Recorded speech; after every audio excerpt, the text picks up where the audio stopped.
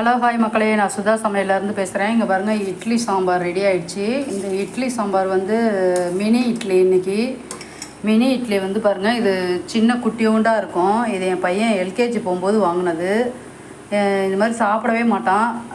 இது வந்து இந்த மாதிரி குட்டி குட்டியாக இட்லி ஊற்றி இந்த மாதிரி கொடுத்தோம்னாக்கா அதை வந்து சாப்பிட்ருவான். ரொம்ப பிடிக்கும் அவனுக்கு மினி இட்லினா. அதுவும் வந்து எப்படின்னா, இதை வச்சு சாம்பார் ஊற்றி அப்படியே ஃபுல்லாக சாம்பார் ஊற்றி நிறச்சி சாப்பிட்டா சூப்பராக வேறு லெவலில் இருக்கும்.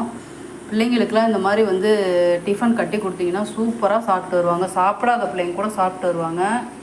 இது கடைங்கள்லேயே கிடைக்கும். இந்த மாதிரி இது பாத்திர கடையில் கிடைக்கும். இதில் 3 அடுக்கு உள்ளது. இது இந்த மாதிரி வந்து வச்சு நம்ம சின்ன பிள்ளைங்களுக்குலாம் நீங்கள் ஸ்கூலுக்கு போகிறதுக்கு செஞ்சு கொடுத்தீங்கன்னா விரும்பி சாப்பிடுவாங்க. இங்கே பாருங்கள், இட்லியை வந்து இப்போ வந்து எல்லாத்தையும் ஒன்று ஒன்றா எடுத்து வச்சுக்குவோம்.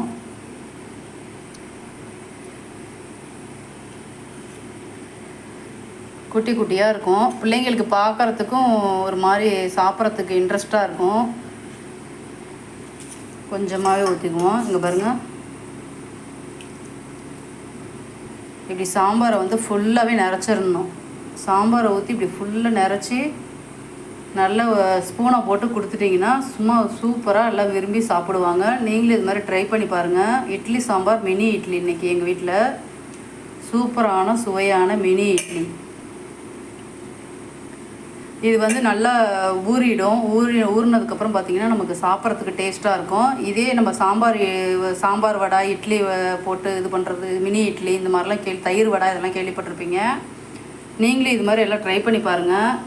சூப்பராக இருக்கும். இது வந்து அவ்வளோ டேஸ்ட்டாகவும் இருக்கும். நான் இன்றைக்கி ஒன்றுமே போடல, வெறும் வெங்காயம் தக்காளி பச்சை மிளகா பாசிப்பருப்பு இது மட்டும்தான் போட்டு செஞ்சுருக்கேன்.